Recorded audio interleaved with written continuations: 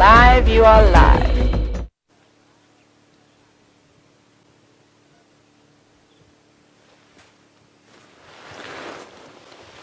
Good morning everybody, and welcome to the Sunrise Safari on a where you can't hear me.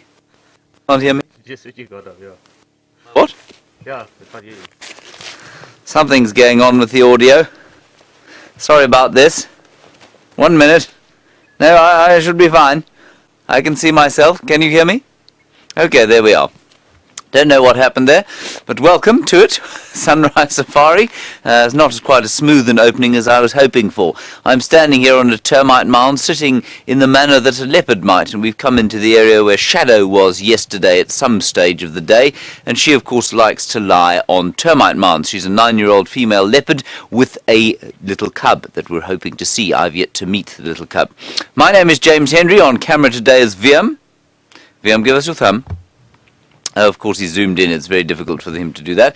That's Viam's thumb, everybody. And on the other vehicle, driving around at great high speed, I've no doubt, Brent Leo Smith and Jean-Dre is filming him. In the final control, Kirsten, and probably an array of pretty ladies helping her out today, as well as some pretty men, including Connor and Eugene. Now, the sun is about to come up over the eastern horizon there, and you are on a live African safari from the middle of the iconic I don't think is a word, iconic Kruger National Park, and that means we'd very much like to hear from you during the course of the next 3 hours. You can talk to us on Twitter, #SafariLive. Ask us anything about what we're seeing here, the immediate environs, or you can ask us about the continent in general. Africa, of course, I learnt yesterday, is 5,000 miles long. That is double the width of the continental United States, so it is a very, very big place. Its area is 3 times that of the continental United States, so you can fit the United States into Africa 3 times. And I think a lot of the time people are under the misconception that Africa is one relatively small place of either savanna filled with animals or wars, but it is in fact a massively diverse continent. We're on the southern tip in South Africa, which of course is quite possibly the most beautiful country in all the world. Let us go and see what we can find. Shadow doesn't seem to be on that termite mound. I certainly didn't notice her while I was up there. And I'm going to attempt now to go down towards the south, then we're going to turn to the east, because Karula, the 12-year-old female leopard, with her 2 little cubs, now 4 and a bit months old, crossed north onto this little reserve that we call home. It's called Djuma, and we're hoping to see her and those little cubs this morning. Are you ready, Viam? Yeah, bo. Wonderful. Let us continue.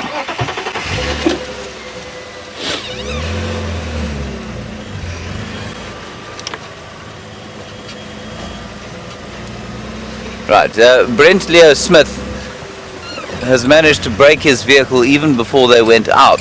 So he's not out at the moment. He will be shortly, I hope, so that he can aid in the finding of these leopards, or perhaps even some lions. We did have lions calling last night, and thank you to those people who are keeping an eye on the Djuma Dam cam.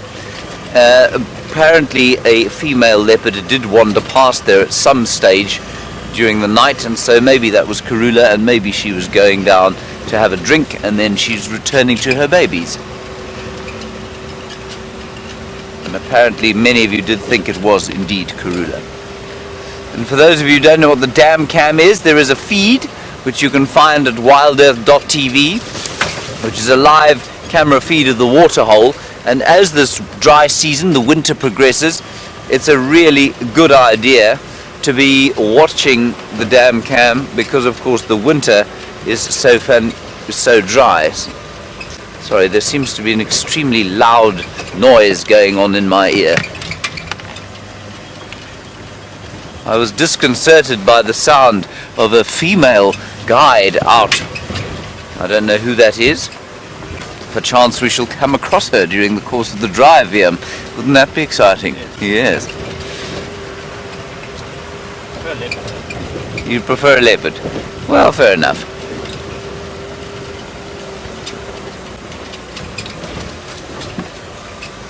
So I did hear lions calling during the course of the night.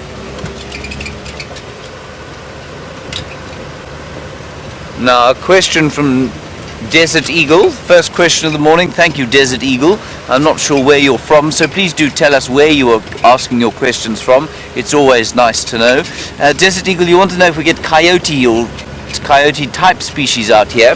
We do. We get something called a jackal, which is a bit like a coyote. The black-backed jackal and also the side-striped jackal. They're not very common though, but they look very much like coyotes and have a similar sort of scavenging behavior.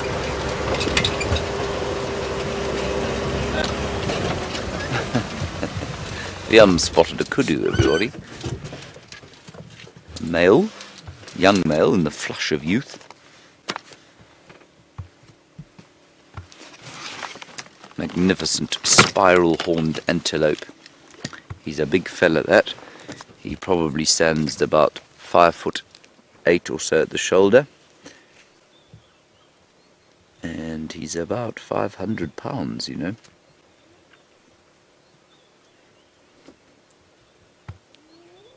Ooh, I can hear some hyenas.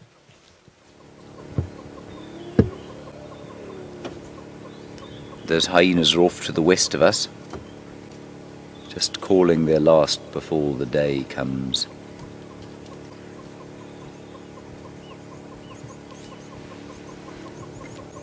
Can you hear that?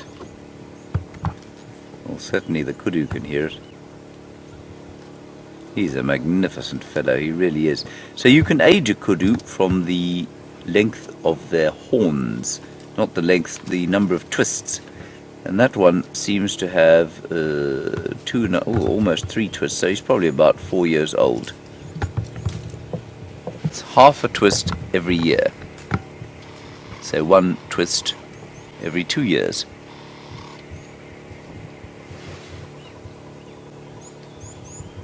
Huge ears, of course. Now he's eating the delicious leaves of Ziziphus mucronata, the buffalo thorn, which are actually pretty edible for human beings. We, of course, don't put our faces into the bushes to eat them, because that would result in many scars, because they're very, very vicious thorns on the Ziziphus tree.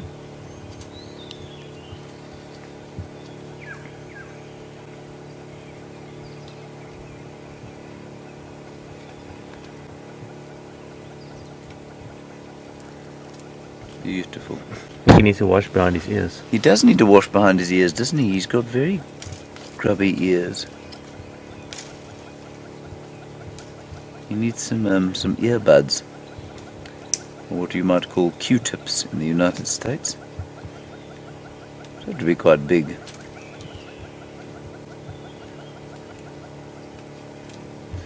Alrighty, let's move on from here. I just want to, while we still have a chance to follow some very fresh tracks, it's worth just keeping going as the dawn breaks. Oh, but quickly, let's just have a quick look at the mountains. Look at that.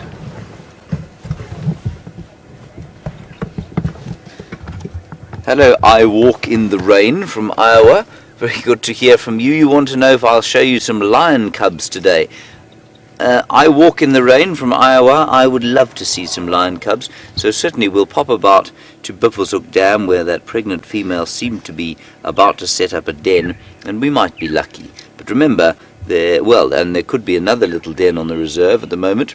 But remember, lion cubs will normally only be with the pride once they're about 6 weeks old, and the ones that were born here, we think probably about 3 weeks ago, they won't be moving with the mum yet. They'll still be staying very much still in whatever hidey hole she's put them, and if they are very new ones born at Buffelshoek Dam, they will be completely immobile. And the only real chance we'll have of seeing them is if she's moving them from den to den.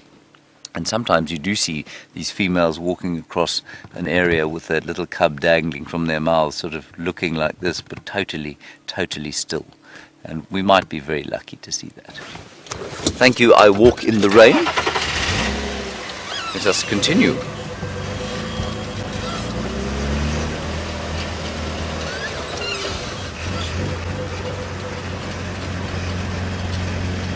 Just listening to the Game Drive channel in my ear.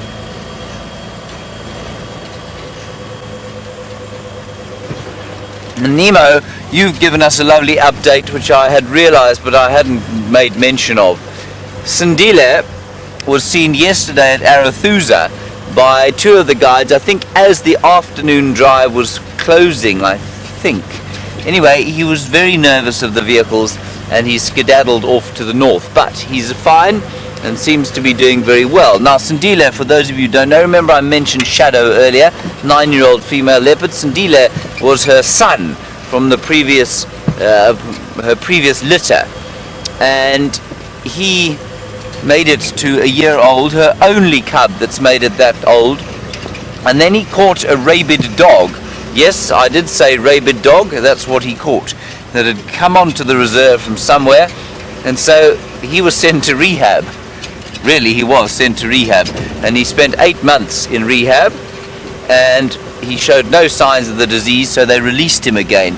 But the process, obviously, of darting him, taking him into the confines of not a cage, but certainly a very limited enclosure, have resulted in his being rather nervous of vehicles.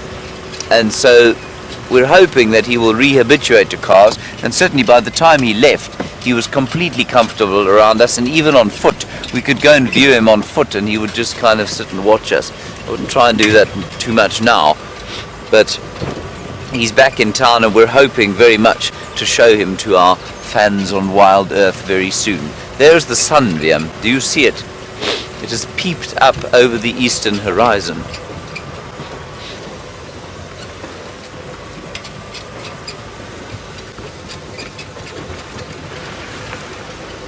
What was that? Did you get that, Liam? Sindile's on Elephant Plains. Ah, Sindile apparently is on Elephant Plains at the moment. So that's to the west of Arathusa. Arathusa is to the west of where we are now, so basically exactly behind us, given that we're driving into the sun. Well, we'll keep an eye out here. This is around about where Karula likes to stash her babies when she's out on the hunt, if she's on Djuma. And it would seem that she is on Djuma.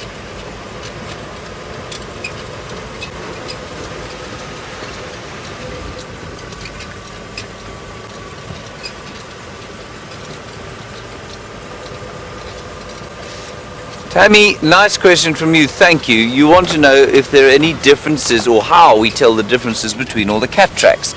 Tammy, there are some very obvious differences, and the major one is size. So leopard tracks and lion tracks are completely different sizes. The next smallest cat, I suppose, would be an African serval. That's much smaller again. So I mean, a lion track's the size, a big male lion track's the size of my hand. A leopard track probably the size, a big male leopard track about the size of my palm, toes all in. And then a serval track would be sort of, I'm sure you've seen a house cat track, about twice the size of a house cat track. An African wild cat would be the same size as a house cat track, maybe slightly larger, but you wouldn't notice the difference. And then we get a cheetah track, of course, which looks like a leopard track, just a bit longer, you will sometimes see claw marks in it, and it's much more exploded and expanded. So there is a slight difference in shape, but largely it's the size that tells us the difference, and that's obviously what tells us the difference between male and female tracks as well. I'm thinking let's pop past the dam here, see if there's no, you know what, we're not going to do that. We'll come back past this way.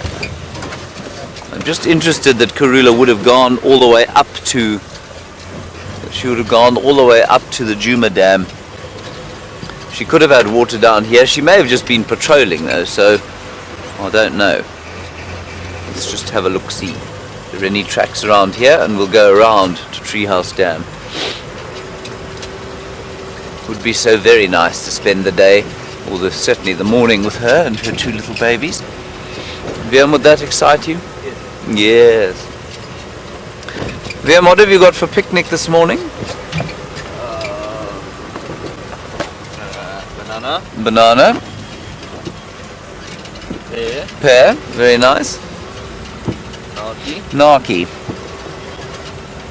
Coffee. And everything that I just showed you times 2. Okay, right, very good. I'm most pleased. Everything that he's shown me times 2. Liam gets very hungry on drive. Just seeing if I can see any tracks. I can see some civet tracks. They're not going to help us in our quest for leopards. Dan, I missed your question, so I'm going to ask Kirsten to read it to me again. Liam was showing me his picnic.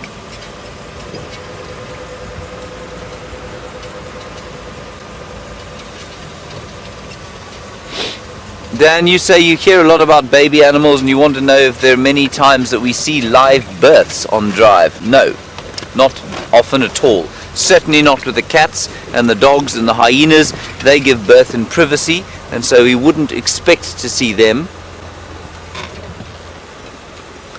But we would expect to see sort of the herbivores giving birth. I've seen it once only in about 10 to 15 years of knocking about in this area. And that was, when was that? That was in November last year. I saw a zebra giving birth for the first time. But it's not that unusual to see impala or wildebeest giving birth. But to see one of the cats giving birth would be almost impossible because they do seclude themselves. Some hyena tracks.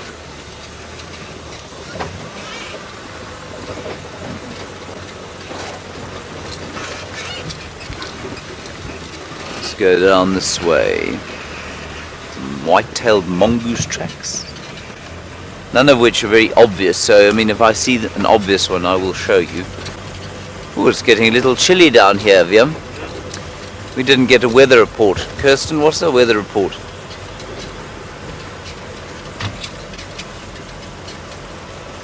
Now, you see, the weather report is a great work of fiction. Probably greater than the works of J.K. Rowling. Apparently 12 degrees Celsius, 54 degrees Fahrenheit. Absolute rubbish. It was supposed to be the same yesterday, and yesterday was freezing. Today, not so much at all.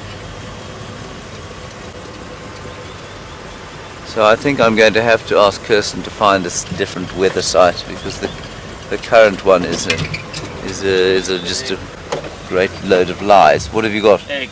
An egg? Yes. Have you ever spotted an egg?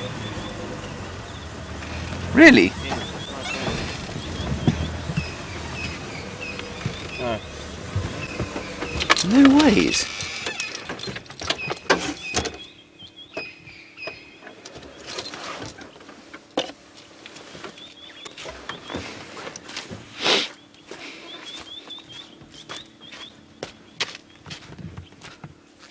It is an egg.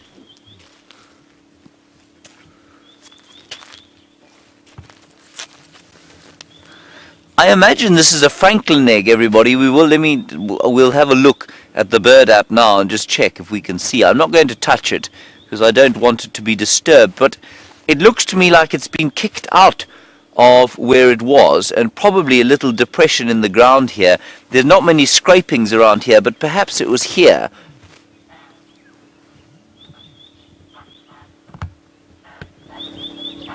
Impala shouting at each other. I thought maybe they were alarm calling, they're not.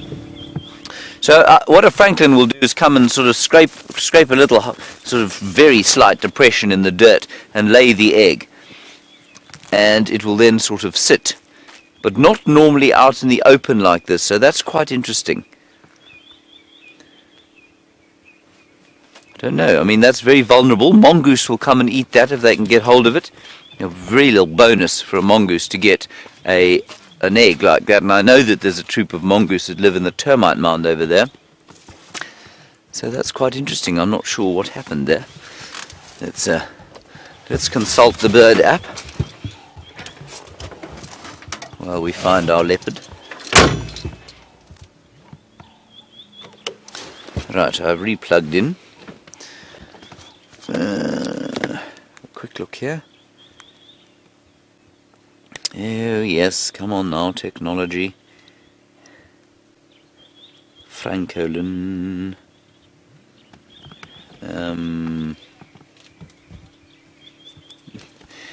Jen B, you say, are we sure that egg isn't part of Viam's breakfast? No, it isn't yet, but it could well become. Put it on the engine. Yeah, we could just put it on the engine. Yeah, I think that is a Franklin egg. You see, that's the kind of thing that they make there. Can you see that at all, Viam? If I stopped throwing it around, you mean? That's the kind of nest that they'd put their eggs in, which is a sort of depression in a bit of grass. So not normally exposed like that. And that's precisely what the egg looks like to me.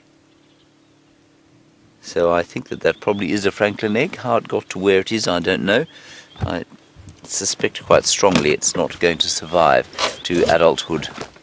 I'm just putting my blankie on my leggies. Right, on we go.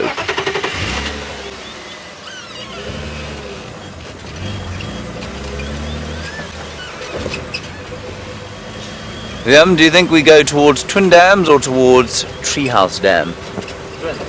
Twin. Okay. Deal.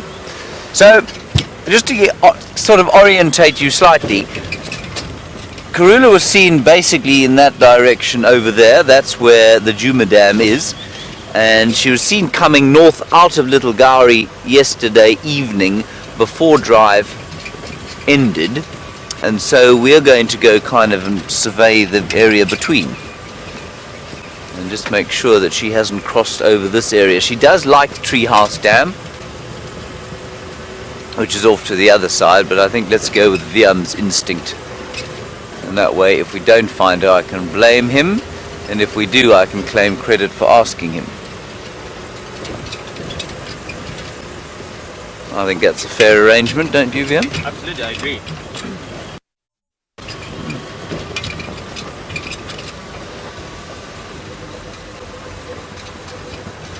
Hello, Aaron in New Zealand.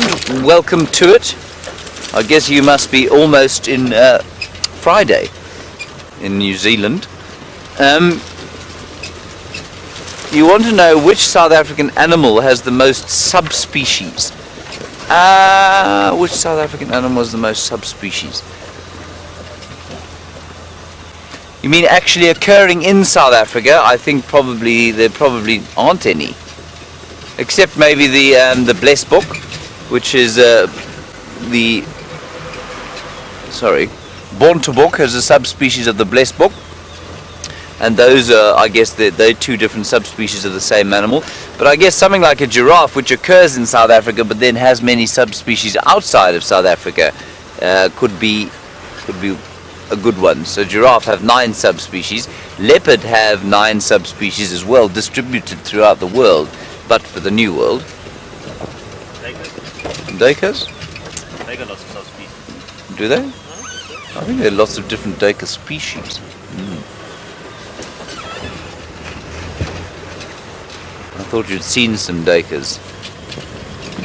So Aaron, I'm going to think about that, but I think actually only occurring in South Africa would be the blesbok or the bontebok, a picture of which I shall show you now.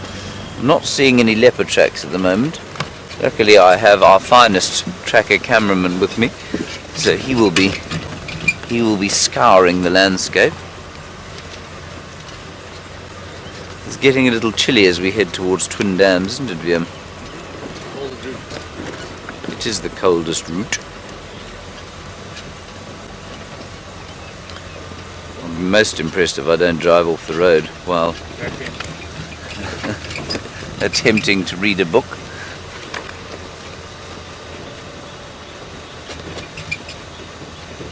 I want to show you a blesbok because we don't find them here.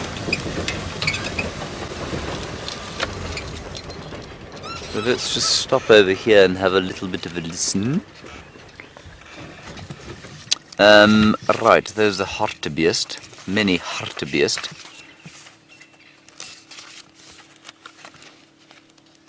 Where's the blesbok? I thought I'd seen it. I did see it, hang on.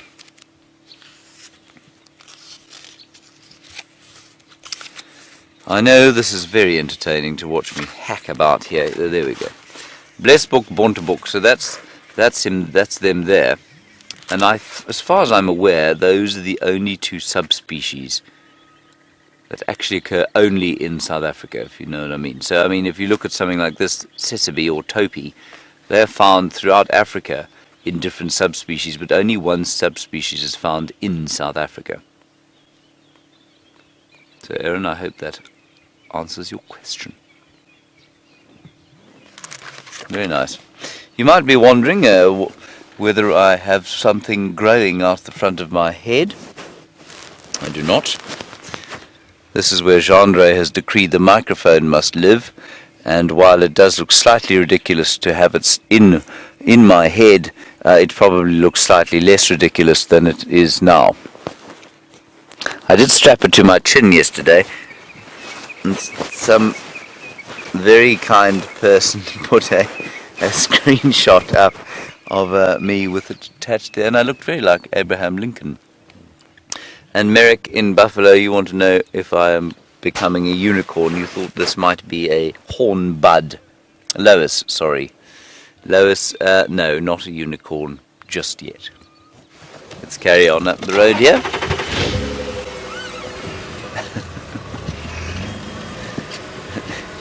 This is Gendre innovating all the time, you see.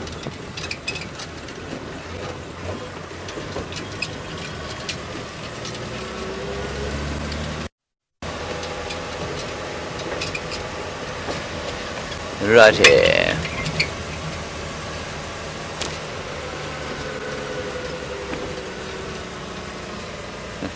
Hello, Red. You want to know if I got back at Brent for scaring me?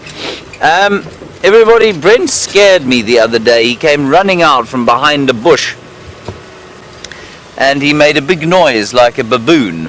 And Brent, of course, does resemble a feral baboon in many of his habits. And Red, I didn't get him back. He got himself back, because what he caused me to do when he ran out and gave me a fright like that was to use a profanity while live, of course, and that is a big no-no. And he then thought that was very funny, and as he walked back to his vehicle, Kirsten had to crash cut to him because I lost signal. And he laughed at the cameraman and said, "Ha ha ha, I just made James say beep," as he came live. So he actually got himself back, which we all thought was very funny indeed. He then fell out of a tree 2 days later, and I felt that that was sufficient recompense for his appalling actions.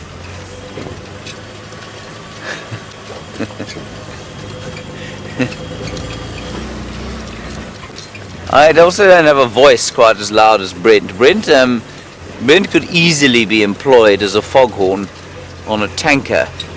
He has an extremely powerful voice. And so to give him a fright with my voice would be very difficult.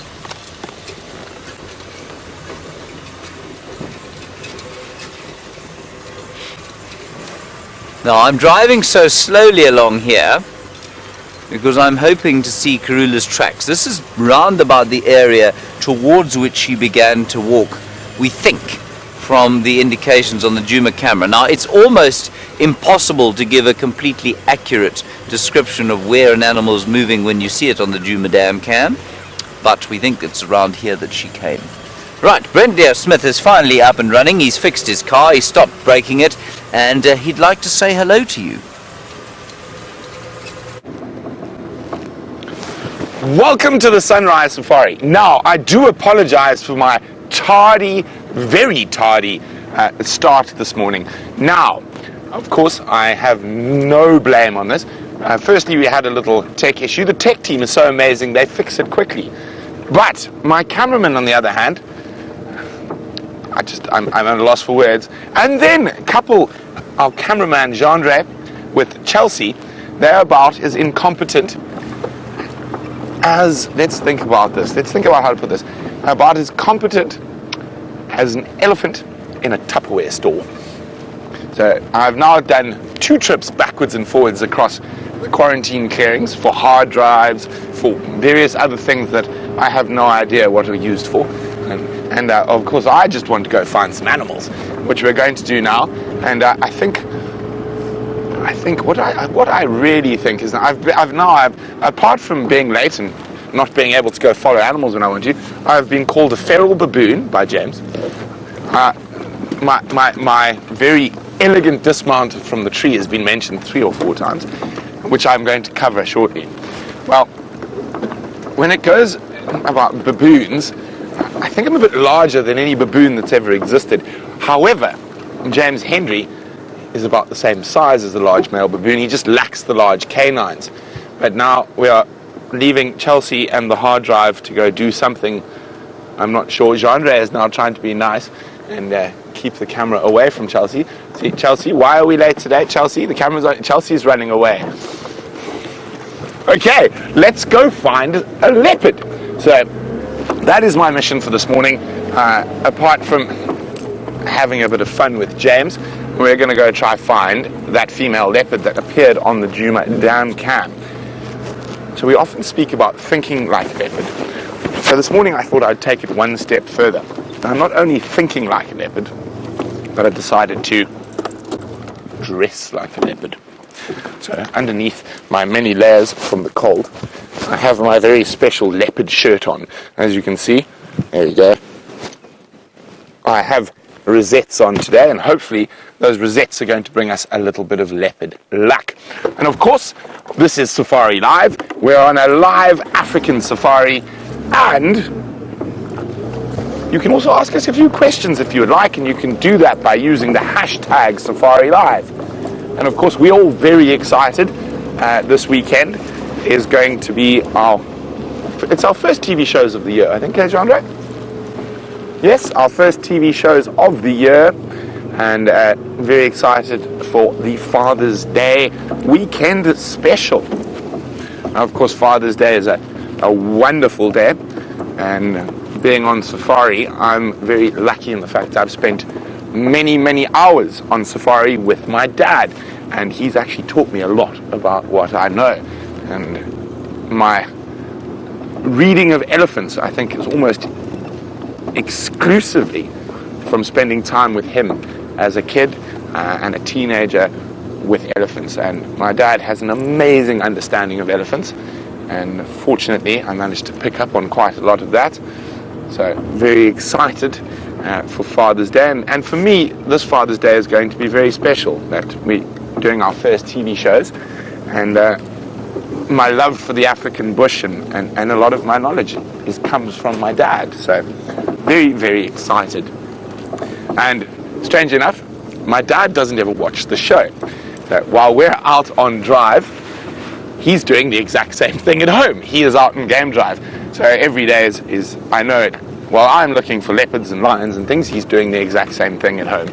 So very, very excited. I think he might actually watch this weekend. I'll have to give him a call and remind him. But like me, if he hears a kudu alarm calling, or the call of a wild dog going woo, woo, woo, he'll stop watching and head out into the bush to go try find those animals. Okay, so this is where the leopard came from. And judging from the tracks, I'm almost fairly certain it's the queen of Djuma. And look at that, we don't often get tracks in that incredible morning light that show up so nicely. There we go. So she's around here somewhere. Now, very exciting news is that I got a report that she took both her cubs into Djuma last night. So I'm sure she stashed them somewhere, and I think I know where she stashed them, or in the general area where she stashed them, and she's headed out hunting. Now, what we really want for her is to make a kill in this area, because it's really far from the southern boundary, and we want her to sort of set up again on Djuma. So we're going to go check across to the north along the northeastern side towards Mvubu Road. We might take a gander at the hyena den, see if there's been any action where Jamie found that hyena, and we're very excited to have a hyena back on property.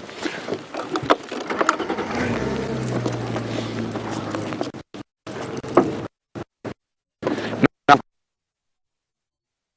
forehead, and that is Jean-Andre's fault, and I, of course, being me, I refuse to have a rat on my head. We are going to modify that, but it is, of course, in order to give you guys the best quality sound. And according to Jean, it's difficult of the presenters, because I move, scratch, jump up and down, and mess with my mic the most. But I do try not to. Sorry, Jean-Andre. Jandre is still not looking impressed this morning. Why are you not impressed, Jandre? I'm giving the silent treatment. Oh, dear.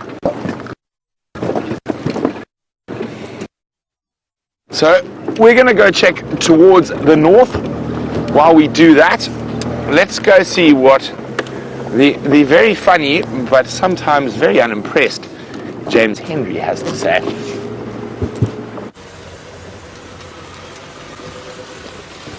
Hello everybody, back again we are, and we're driving very gently along a road called Ingwe Alley, which basically means Leopard Alley.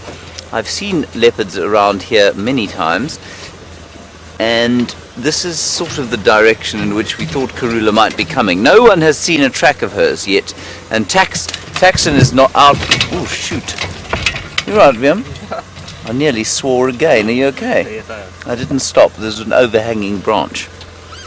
Whoops. You're used to it. Sorry about that. No one's seen a track of Karula yet, and so I'm not really sure where from the dam she went. So this might be a good starting point. It'd be very nice to see her basking in the sun with her little babies. We may or may not be lucky. Go again with that, Kirsten.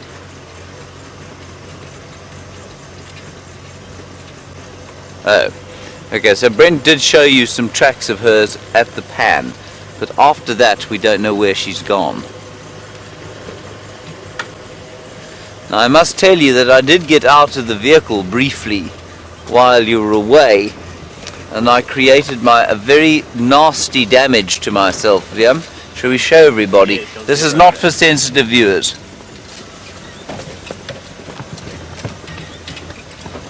You can see I have a very severe injury on my leg. I kicked a zebra wood by mistake in my quest to find animals for you. So let it never be said that the job that I do is not very risky indeed. Not so, Viam? Yes. Yes, there's an impala. I can't reach the clutch to stop the car. Now, when you're looking for leopards, a very relaxed looking impala is not always a good thing. Looks very chilled out. And you can see how much darker, for those of you who are regular viewers, you'll see how much darker he is. And he's fluffed his hair up to trap more air underneath it, and so he can stay a little bit cooler, at least warmer, not cooler.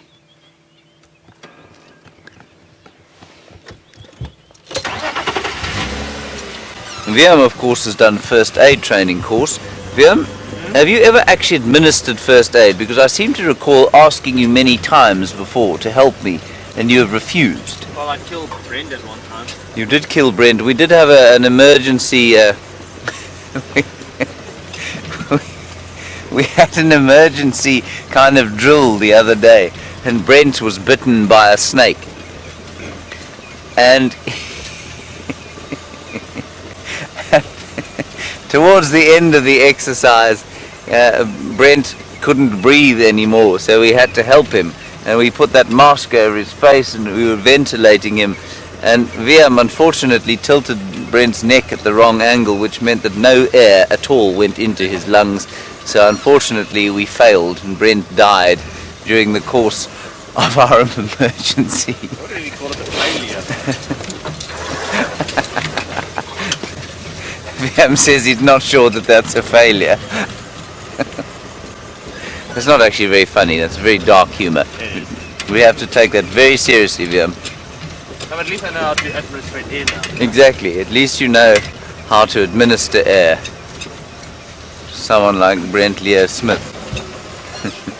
He was very heavy to carry to the car. I think we eventually just dragged him by one of his legs. He swore quite a lot for a dead person, didn't he? Yes. And laughed. Yes, he swore and giggled quite a lot for somebody dying of a mamba bite.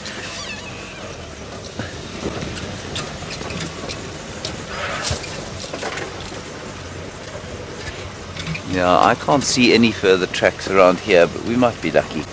You know, so often you come out in the morning with a prospect like this, the leopard's been seen at the damn camera an hour before you go live.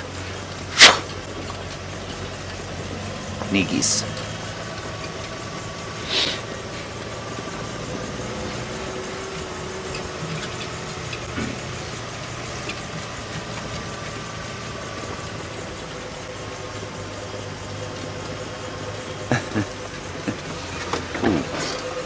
Hello Deb in Ohio. Before I refuse your request, let me just check these tracks out. We've got our tracks. Are you impressed, Bjorn? I actually didn't see them, I saw the civet. But she is here. Okay, her tracks are going along the road here. Let's keep going. Deb, you say because I'm good at animal impressions, especially the nyala, would I be prepared to... What have you seen? The leopard? A nyala. Would I be prepared to do an impression of a rhino, given that I seem to have a budding horn and we're not allowed to see them? Deb, let's see if we can't find this leopard. I'll tell you what, if I don't find the leopard, I'll do a rhino impression for you. But if we do find it, I'm going to refuse. Right, I'm just going to call these tracks in, everyone. Stations, tracks of female leopard head west on Ingwe Alley. I'm following up. They are only about 150 meters to the west, at least to the east of Philemon's Dip. So basically what I've done there is tell everybody exactly where the tracks are, where they're going. And so now we'll try and follow up. And Taxon's going to come and help us.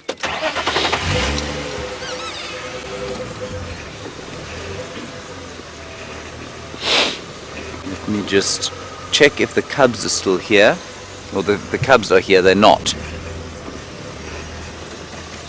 Keep a lookout here, everybody.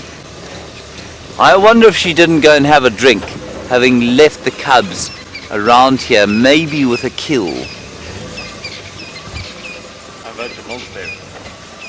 The Milkberry, where the other on Philemon's cut line.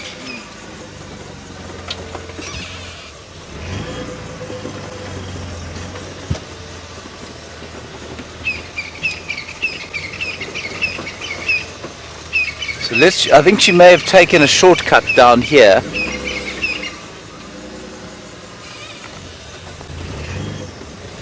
We're going to drive very slowly down here, scouring every single marula tree for the draping limbs of an antelope, perhaps, that she may or may not have murdered.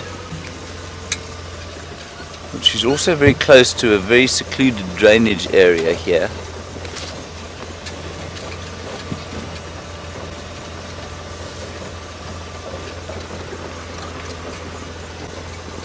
Hello Ellen and Iris and Christine and Anna, you all want to know what my hood ornament is. Well, it's an impala horn that Viam found, and we thought we'd just put it there to see if it, would see if it was usable as a sort of good luck charm. So far it has borne us a little bit of fruit. And your leg. And my leg, of course. My leg did become mangled in its retrieving.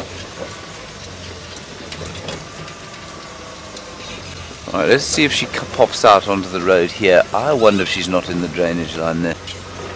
I don't see her tracks here. Have you got them that side? Not? No. Yeah, she's not here.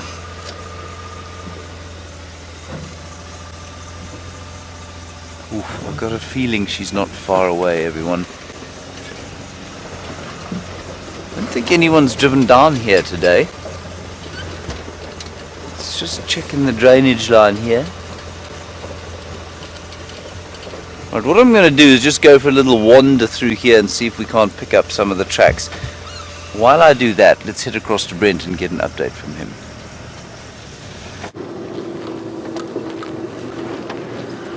Welcome back, and unfortunately we are experiencing a little bit of a gremlin issue this morning, but we're going to try to sort it out as soon as possible. So we're meandering, it'll just be as simple as changing a cable, and that normally seems to sort it, so we're going to go test that. But we are still looking for Queen Karula at the moment. I know James has got some.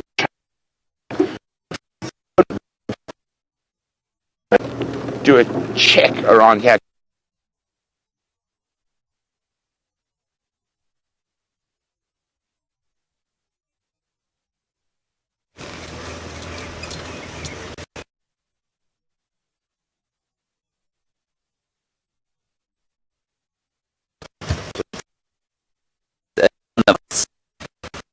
Still good to go.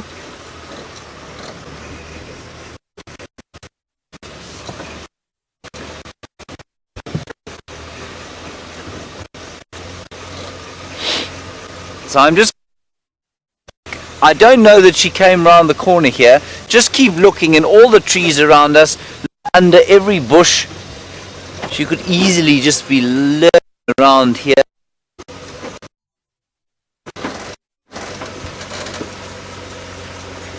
I mean, these also could have been the tracks that, you know, would lead taking her up towards the waterhole. Wimpy, will you just keep an eye out that side? For tracks, well, the animal as well, you know, I mean, animal possibly even better than the tracks. Just saying.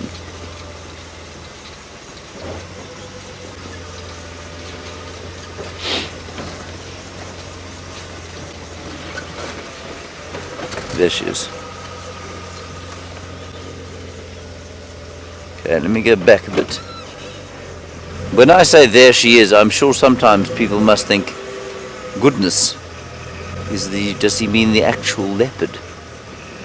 And no, he doesn't. He means he's seen the tracks. I think they go off in that direction. Now, of course, leopard tracking for somebody of my skills is, well, it's relatively easy when they're walking on soft sand on the road. But as soon as the leopard disappears off the road, it becomes an entirely different matter. The cub tracks are not here. There's some civet tracks around, but no cubbies.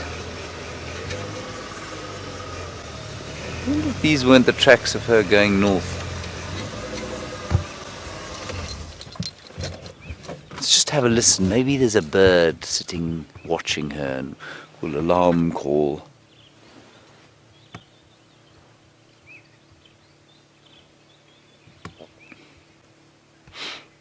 I don't hear anything. Okay, Brent is now black screen, so we can't go to him, so I am just going to step out of the car briefly. You will remain within sound contact with me, and I'm going to just check the sandy patch just off the road here. Now, when you're tracking like this, it's very important that you be very quiet. Make sure that you don't make too much noise.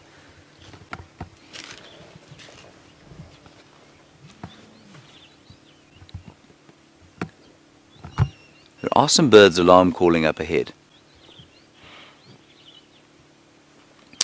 So I've got the last track over here.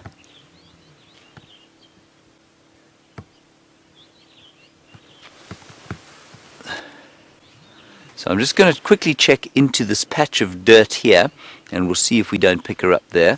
You still hear me, Wimpy?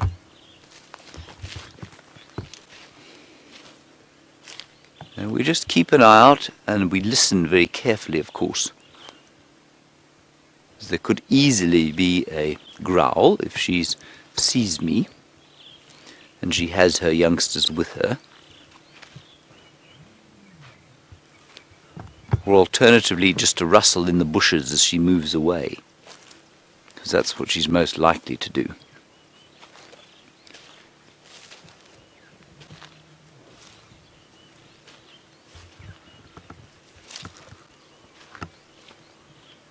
But I don't see any tracks here. I wonder if she maybe didn't go north into the block.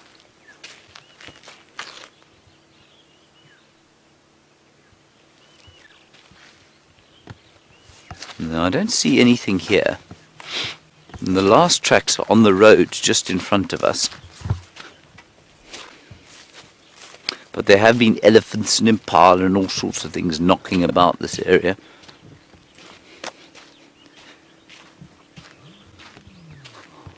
one last look up here, and then we'll turn around and we'll carry on down the road here and just keep an eye out on both sides.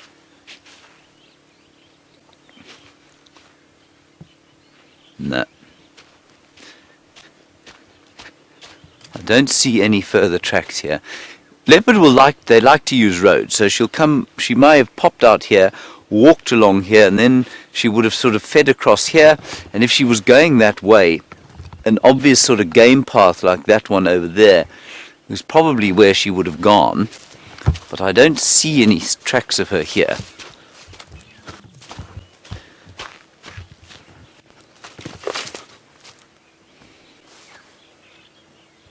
No. Maybe she went north. Anyway, we'll keep up our search.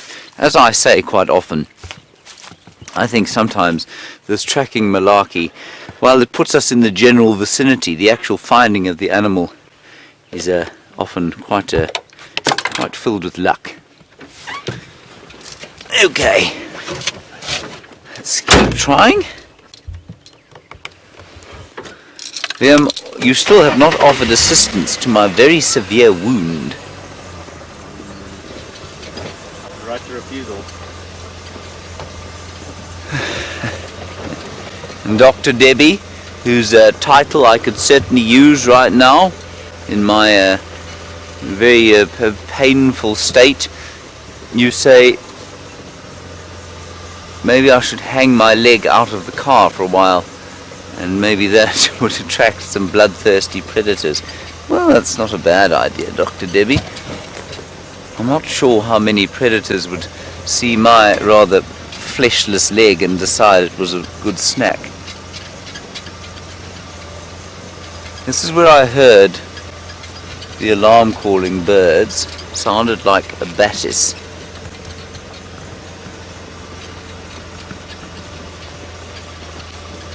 I'm just going to turn around here.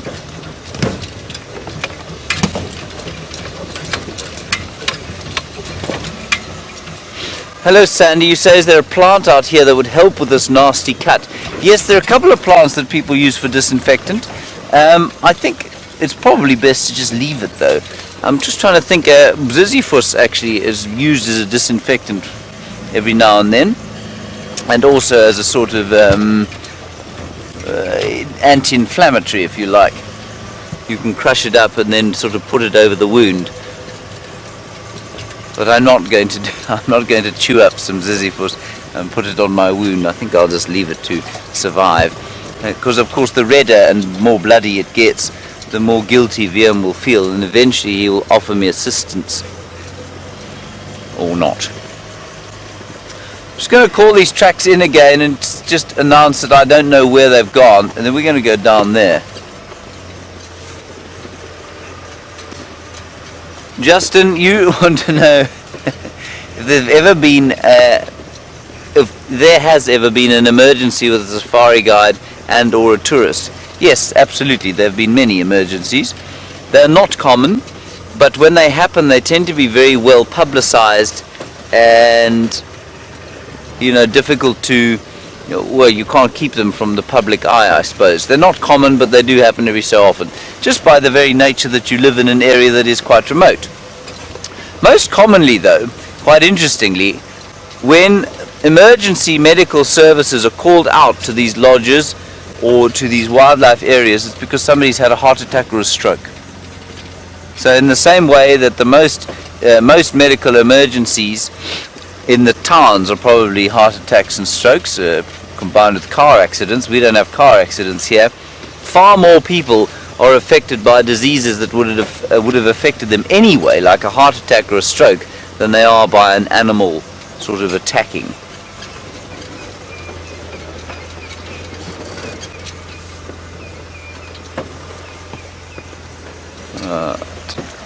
Let's just go past here.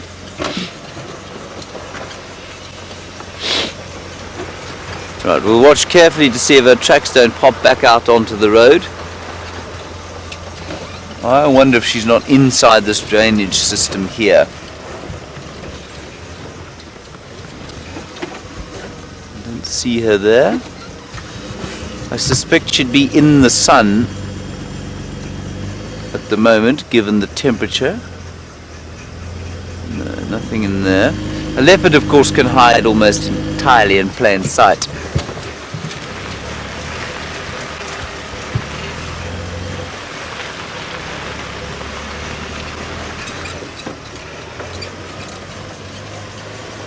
The Umpy is also scouring the landscape.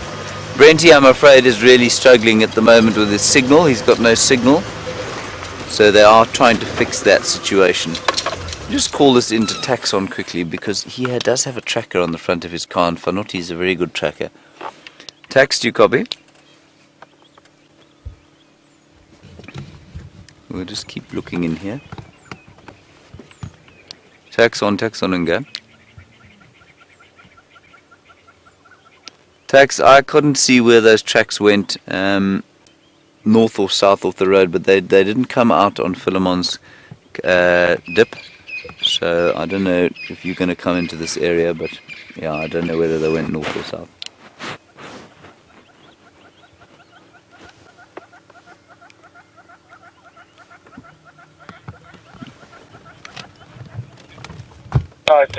Just going to let you listen. Camp. I don't know if it's the same concert that will come, you told us that Saturday. Copy that. So you think these ones might be from last night? Yeah, that maybe it's the same concert that we came from that side there and joined very close to southern side of Enga there and went towards that Mati there. And from there, I don't know where she's from. Yeah, okay, copy, thanks, Tex. Alright, so what Tex is saying there is that he reckons maybe that these tracks are from last night. She went north past the Bryside area, which is basically an area where they have dinners in the bush, and then to the water, and from there no one really knows. So I think we should carry on to Treehouse Dam, and let's see what we find there. What say you, Wiam? Yes. You don't want to take this road? No, Philemon's cut line. Philemon's cut line.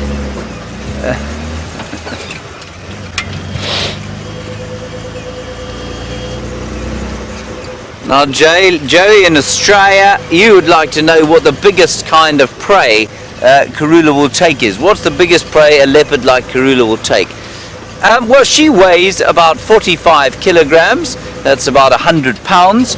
And you find that the biggest prey that she can take is something almost twice her size.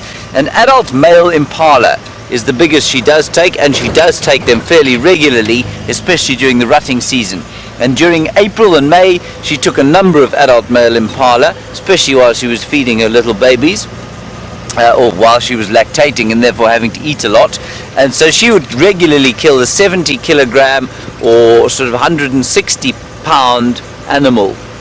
So between 1.5 and twice her own weight. But adult male impala is probably about the size limit that she can take.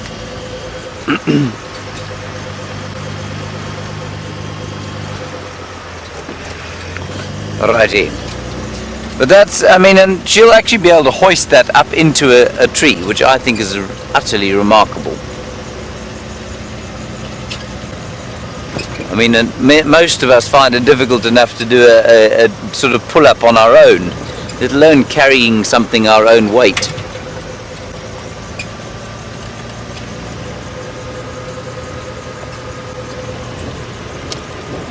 Kirsty, I'm sorry, there was mountains going on the Game Drive channel. You're going to have to give me that again.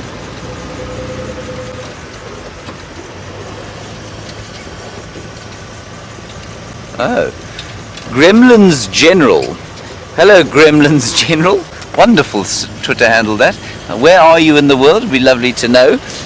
You want to know, would a leopard eat that egg that we found? Absolutely. Leopards have what we term a Catholic diet, i.e. very wide, very unfussy. If it's meat, a leopard will eat it. Or if it's protein, if it's from an animal product. And leopard is the ultimate un-vegan, if you like. So they will eat anything from termites to giraffe. And everything in between. So an egg, I imagine they would find very tasty indeed.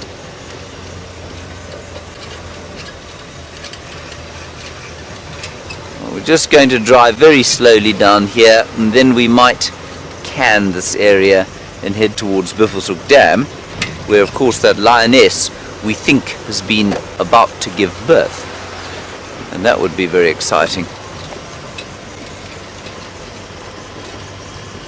Oh, hang on.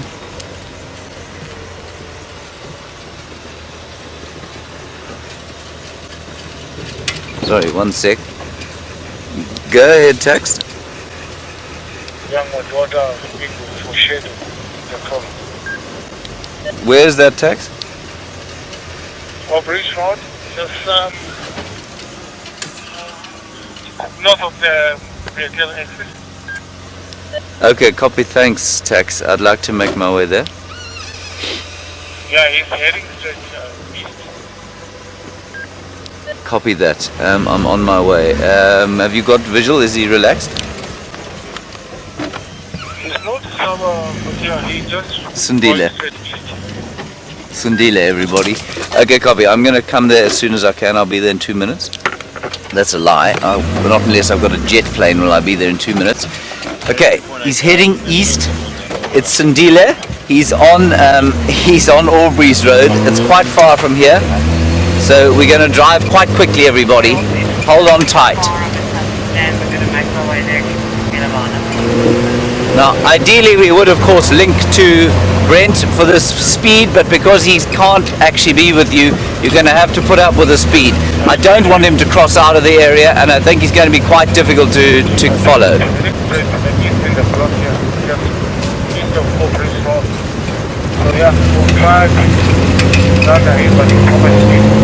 He's moving quite quickly. It's a brisk, I've said we've got about a 30% chance of seeing him. I'm sure all of you want to see him. I'm desperate to see this leopard. So we're going to give it a go and see what happens.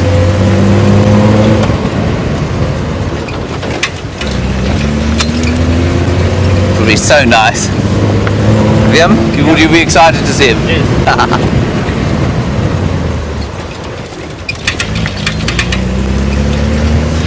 And Kirsty, can I have that question again? Sorry. While we speed along at 100 miles an hour.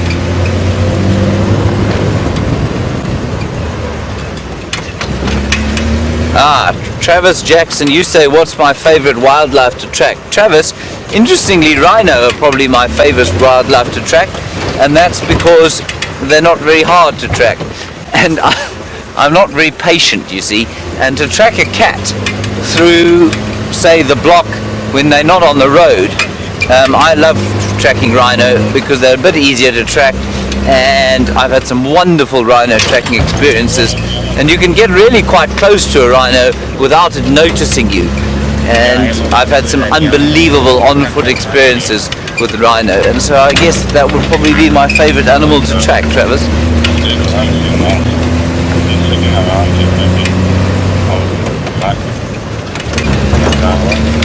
Hold on tight, everyone.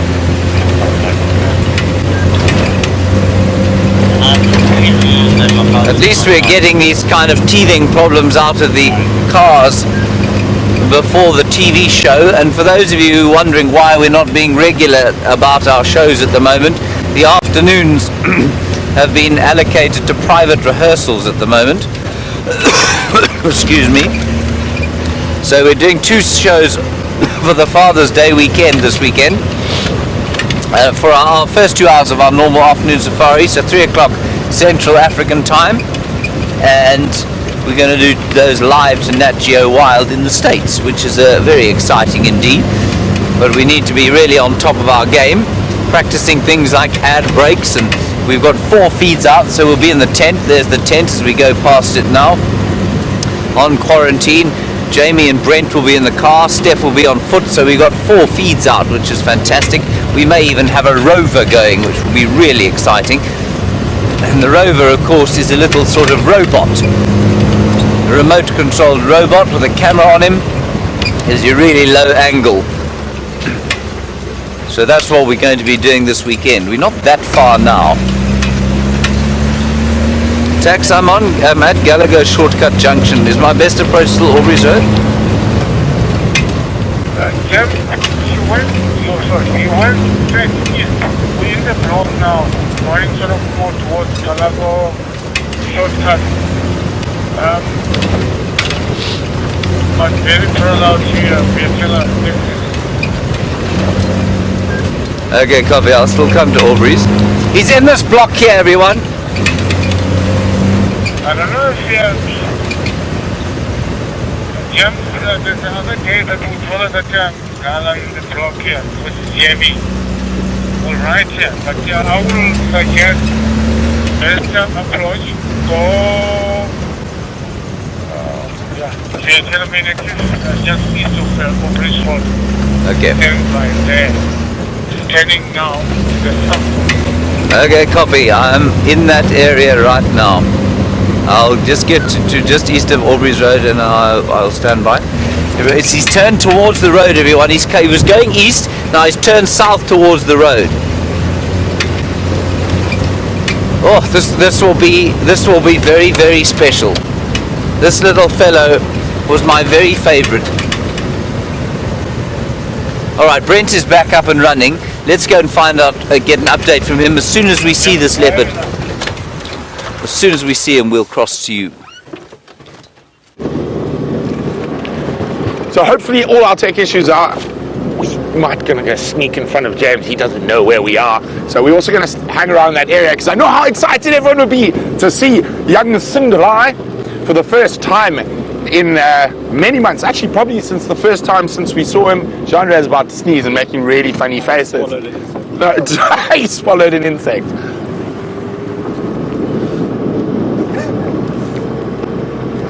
So, sorry, I can't take it seriously. Genre's face.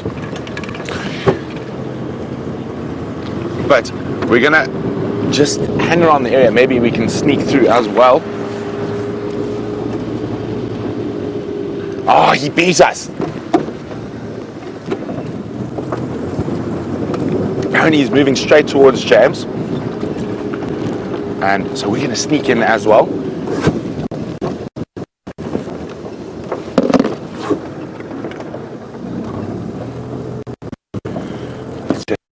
Let's just quickly.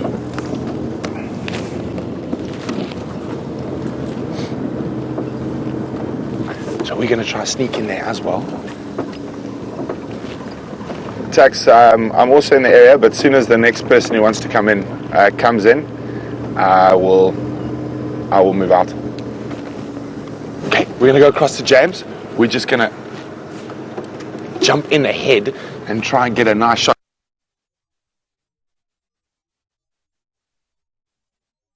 We're just going to jump in ahead and try and get a nice shot. Imagine how wonderful it would be to get a shot of James and Sindile. So let's go to James. Okay, everybody, he's coming through here. He's coming east along here.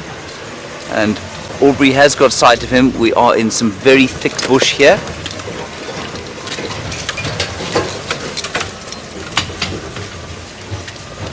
Watch out, everyone. Watch thorns.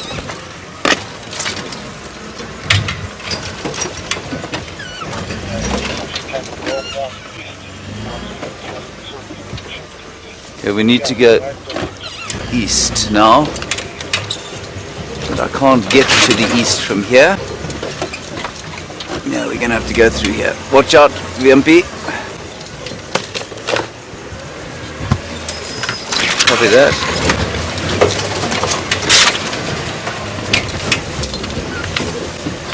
Right, so this is where we heard him revving the engine, Tax.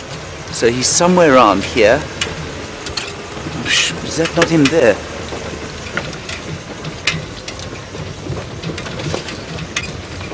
There. There's the vehicle. The vehicle's just in front of us. Tax, I've got you visual. Where's the animal? Right in front of me, yeah.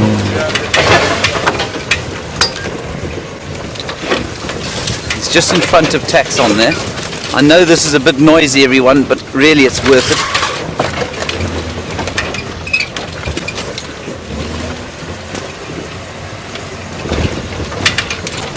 He's just in front here. Right in He says he's going to come out in front of us, but there is some really thick bush here. There he is. He's just there. Yeah. Affirmative, thank you. There he is. He's straight in front of us here. But in front there, I know that it's going to be maybe a little bit more open close to Fiat. Sorry, the other shortcut there. But he's just still heading east. There he is, everyone. There's Sindile. I've got visual of him. Yeah, I'm still going to you. Heading That's so fantastic. What the fuck? Che pronto, Mike? Spiega me? What's your luck, Malo? Face the road?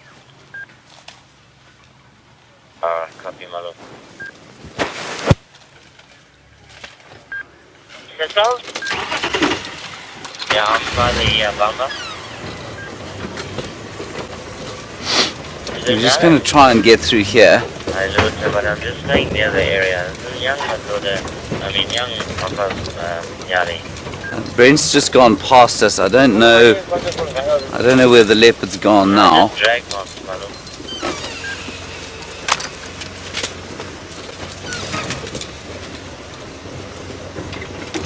And my earpiece has come out.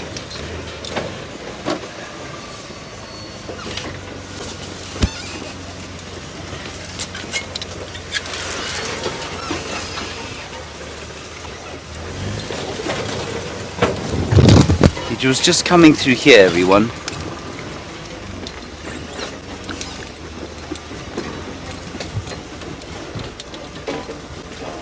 I think he's going down here, don't you, Wimpy?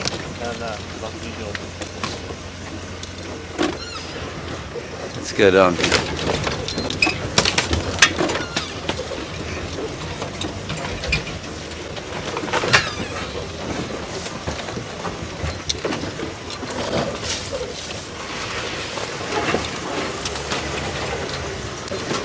Hope we can see him again through here, everyone. What do you think? You got a track there? No, that's a missing, sorry. No, but he was going this way. He was going kind of in the southerly direction, so I'm going to carry on down here. Everyone, it is very, very thick in here.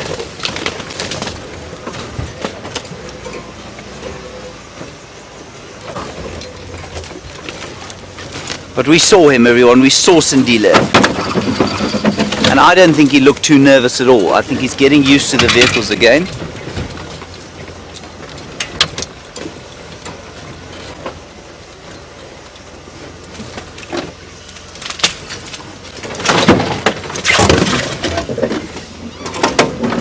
We got to be careful. You got to try and keep your distance.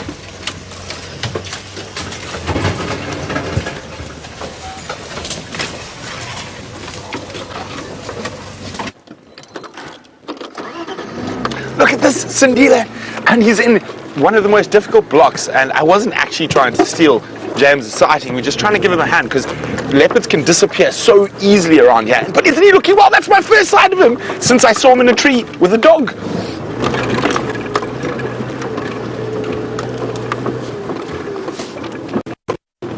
Beautiful boy he is. And I know he's one of James's favorite leopards. Oh, there we go. I've got him. He's just stopped in the thicket here. I'm just going to get round.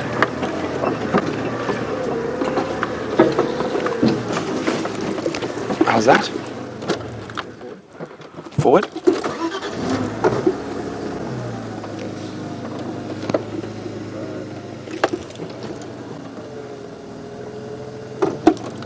There he is.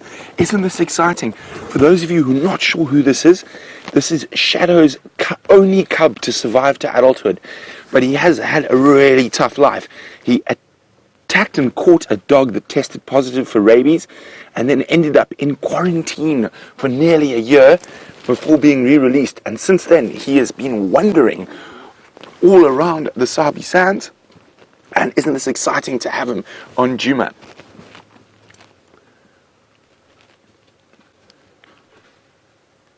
James, he's heading towards you now.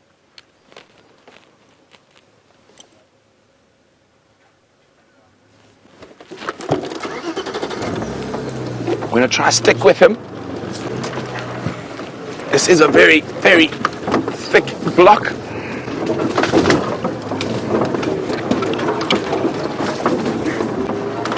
It seems like the leopard prints paid off.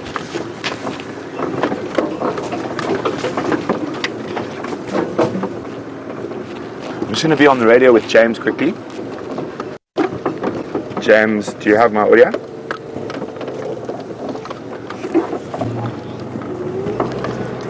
From where you are, if you head straight south, you should get him.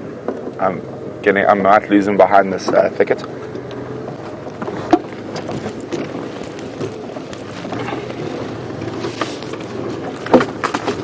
Okay, we're going to try to sneak through here.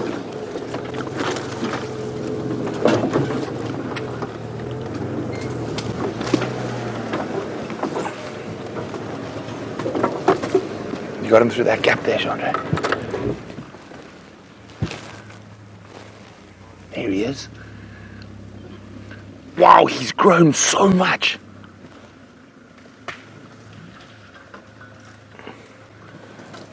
I think he's going to go, he's heading back towards his favorite presenter. Well, I know he's one of James's favorite leopards.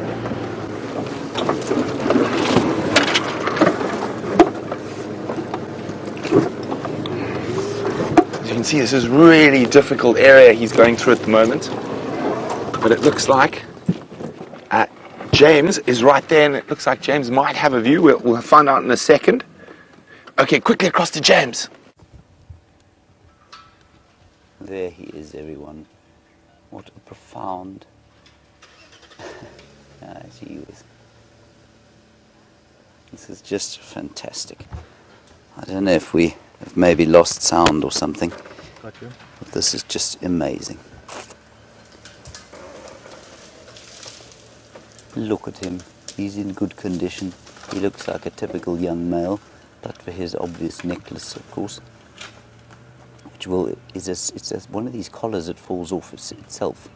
So while we're tracking him now, it will eventually come off. Look at him. Oh, hello boy. Hello fella. Look at his two spots on the one side. Oh, this is too brilliant for words. He's a magnificent looking fellow. And apparently he had a kill hoisted into a tree, so that he didn't learn from his mother, the sort of lack of hoisting. So 3 spots there on the right.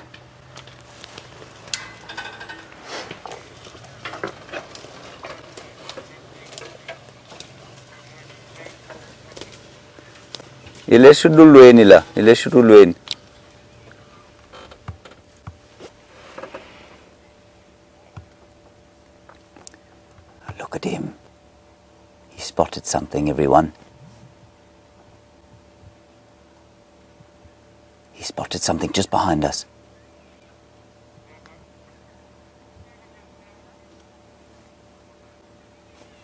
That's difficult. He's definitely seen something around here. Go ahead. Yeah, FM, he's coming down the termite mound where we're sitting here. This is just brilliant. Should I go back a bit, Viam? Give it a second. Check where he's going to move. Yeah, Tax, where you saw me there, he's just on the termite mound here.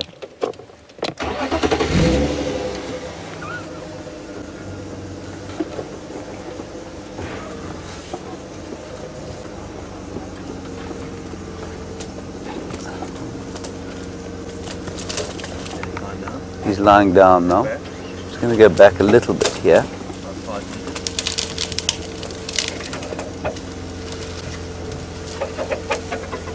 I've got a great view here, Liam. Shall I go forward for you? 5 meters back. Okay.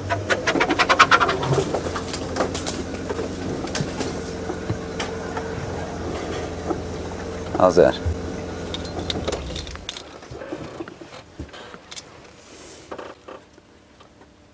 Oh, look at him.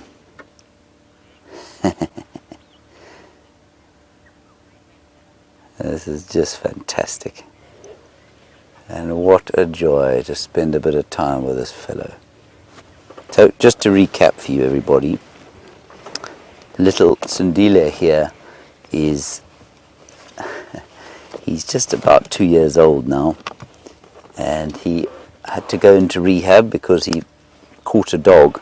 As leopards do, leopards will catch other predators often, and he had to go into rehab. He spent 6 months in rehabilitation, and while they just assessed whether or not he was going to get rabies. He didn't get rabies, and there was a lot of consternation about whether or not they'd bring him back, whether he'd ever be back here with us. And he was, you know, he was such a special leopard to be around when he was little, because he was so confiding and so curious and just so wonderful to be with. And here he is, he's back again, and all is okay with him, which is a wonderful joy for everyone concerned.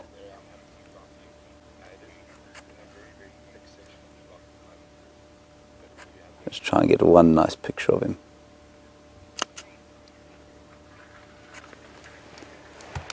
Look at the sun shining on him, and I don't know, I'm going to get pilloried by people for saying this. We think that his father's Tingana.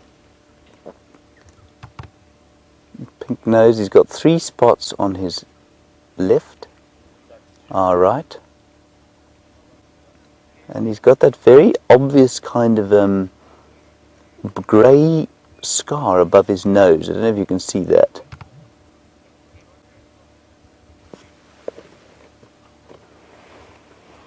Now he's going to have a bit of a snooze. Now we were told that he was nervous of vehicles to start with, which I guess he must have been. But now he seems to be pretty relaxed.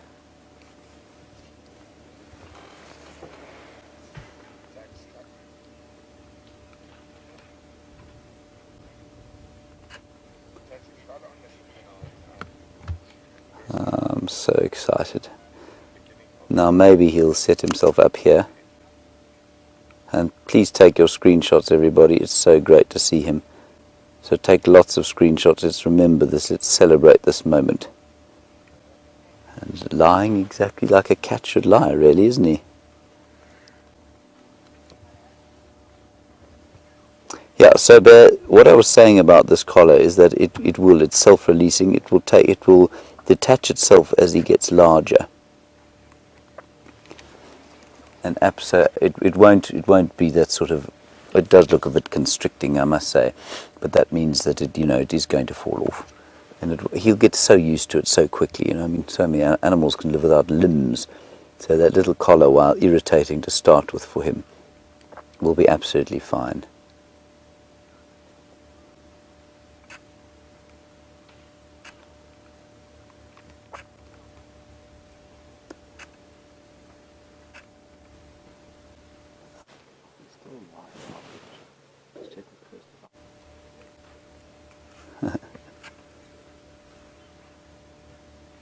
Brilliant stuff.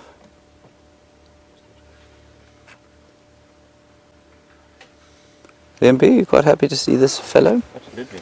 This little friend of ours? I thought he's going to be Anderson meat.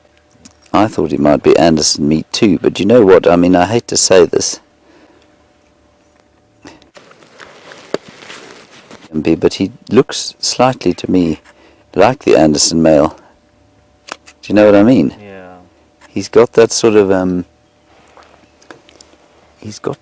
paleness about his face. I mean, I think it's almost impossible to say that, to give with any certainty from his look who his father might be, but He does have that Andersonish type If visage. he becomes as big as a lioness, then we'll know. Yes, if he becomes as big as a lioness, then we'll know. So we think, everyone, that Tingana, who is our dominant male leopard of the area, is his father. We're pretty sure that that's the case.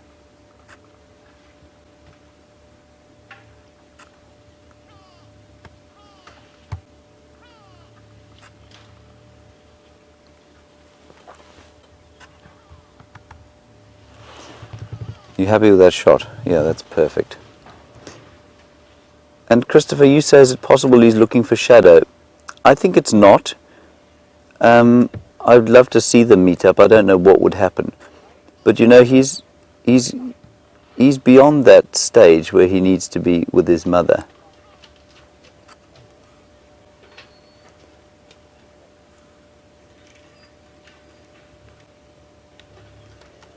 I just might have to give Taxon a little bit of an idea as to where we are.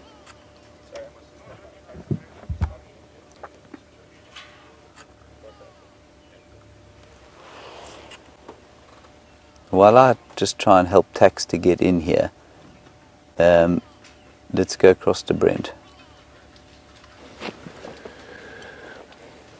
Isn't this amazing? I truly thought we would never see this leopard in the wild again, and it's incredible that he is roaming the Tax, Sabi just Sands head again. straight west. And he's looking so healthy. Look at that. Oh, isn't he beautiful? Sorry, I can't help but take a few pictures. I hope you guys are getting some great screenshots of him. He is looking really well. He's a bit hungry at the moment, but other than that, he is absolutely splendid. I do absolutely love it. Look at that. Definitely. And if we come out wide, and we can see James looking at young Sindile, and look at that. Well, look at James. He's taking a photo. Wiem's got a look of deep concentration on his face. James is looking at the pictures he's taken. But let's look at the leopard rather. So what we're going to do now is, James, I think, has got a better view than we do, and I'm going to move out for some other people to come in, and leave James with young Sindile. So, James, I'm going to take. Okay, there we go. We have one last look before going across to James. James is just busy on the game drive radio. Oh, look at him. He's looking so well.